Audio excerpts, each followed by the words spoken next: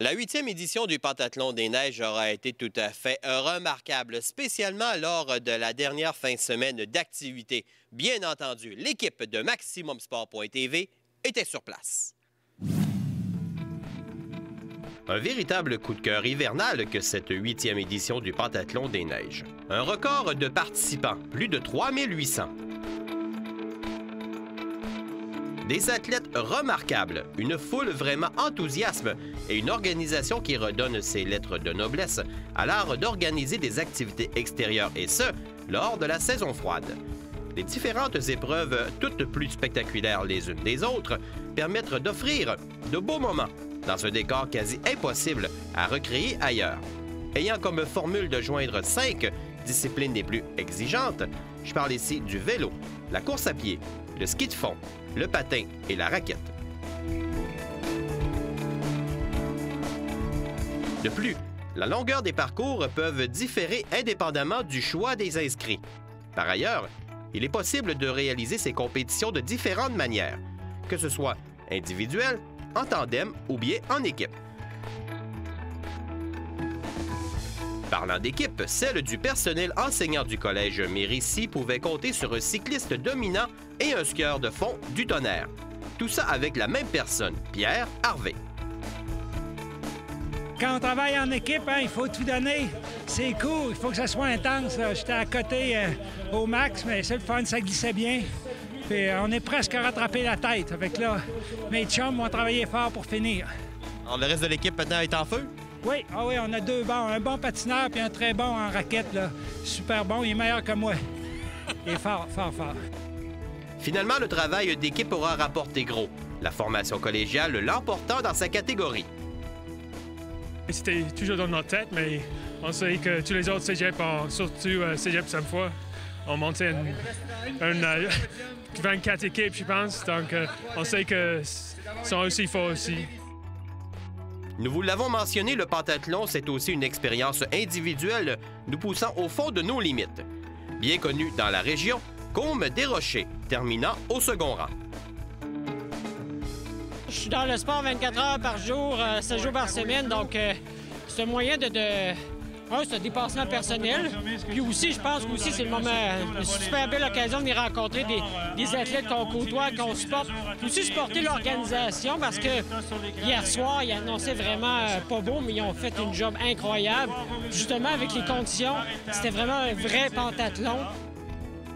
Parlant de l'organisation, le grand gagnant en solo ne tarissait pas d'éloges pour l'événement. Merci à toute l'organisation du pentathlon. Vous faites un travail extraordinaire. Cette nuit, moi, je n'étais pas capable de dormir, j'étais trop stressé. Puis je vous entendais travailler à partir de 3 heures du matin. Chapeau à toute l'équipe du pentathlon. C'est un événement complètement extraordinaire. Good job.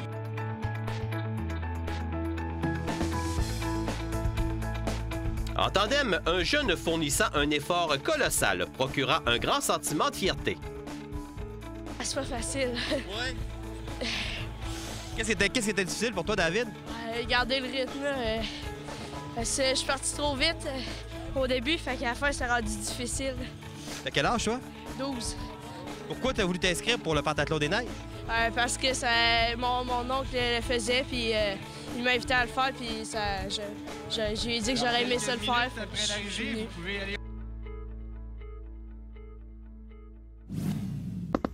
Le samedi après-midi, le spectacle sur Grande Allée à quelques secondes du départ était impressionnant. La quantité des coureurs tous fébriles allait donner un moment magique. Juste imaginer plus de 180 cyclistes cherchant à retrouver leur vélo et prendre un chemin descendant pour rejoindre les plaines et effectuer quelques tours. Wow! Autre endroit névralgique restera la zone de transition. Le nombre de coureurs à l'intérieur de ce secteur ne peut laisser personne indifférent. La folle action s'y retrouvant forçant les participants à une coordination à toute épreuve. Ayant conclu la course au 3e rang, la formation des Ions resplendissait. Condition, c'était pas évident, j'imagine? Ah non, c'était... en tout cas, en ski, c'était pas une condition de glisse c'était pas optimal, mais ça a quand même ça a bien été. Je pense qu'on l'a fait avec les conditions, tout le monde faisait avec les conditions ici, là, mais je pense que le patin aussi, ça a été... Le patin, ça a été difficile, mais on s'en est sortis, là. Le lendemain, place au gros calibre. La présence du froid combiné à un soleil radieux laissait entrevoir un important défi. La compétition en solo aura été sans l'ombre d'un doute la plus relevée de toute l'histoire de l'événement. Les Bourgeois, Perreault, Bessette, Dufour et Godbout s'en promettaient. Le talent, les qualités athlétiques, la stratégie, la force de caractère et encore plus. Tous ces éléments se retrouvaient au menu de la course. Chez les hommes, un podium de rêve avec quelques visages qu'on n'avait pas envisagés. Joël Bourgeois, Samuel Blanchette et Pierre-Olivier Boily. De grandes performances pour ces messieurs. Le parcours était rapide, je pense un petit peu à mon avantage, un parcours rapide. Je pouvais me laisser aller comme il faut à la course à pied, par exemple. Le vélo était safe aujourd'hui, il y avait beaucoup d'asphalte, ça fait... C'était pas trop risqué comparé à l'année passée.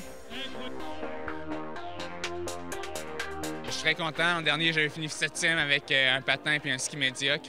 Donc, j'ai travaillé là-dessus, ça l'a payé. Je donne mention honorable à Joël aussi, qui m'a tiré tout le long en vélo, en plus d'avoir gagné.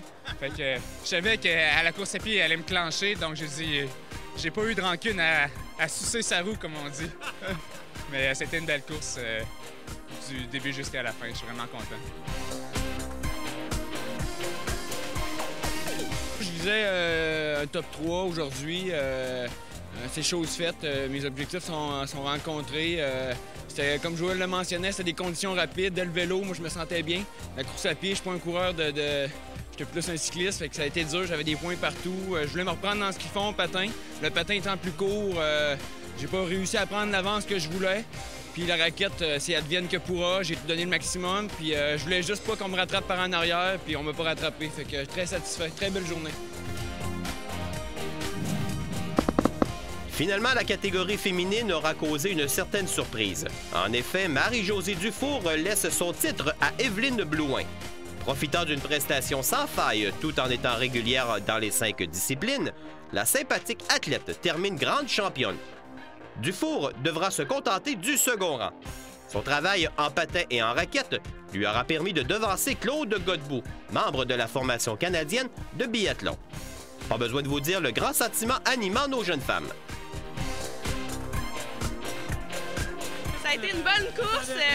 La foule était là, tout le monde était là pour nous encourager. J'avais beaucoup de personnes de ma famille, des amis. C'était trippant. Très contente, ça a été une bonne journée. Puis on s'est amusé aujourd'hui. Comme Evelyne dit, je partais avec un bon mot ce matin. Puis j'avais hâte là, de venir me pousser et donner tout ce que j'avais.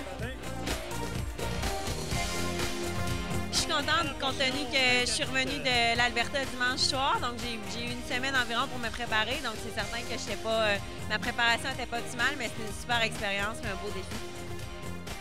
Et ces défis resteront gravés pour tous ces 3800 participants.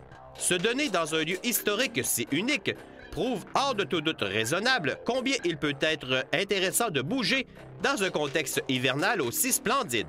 À l'an prochain.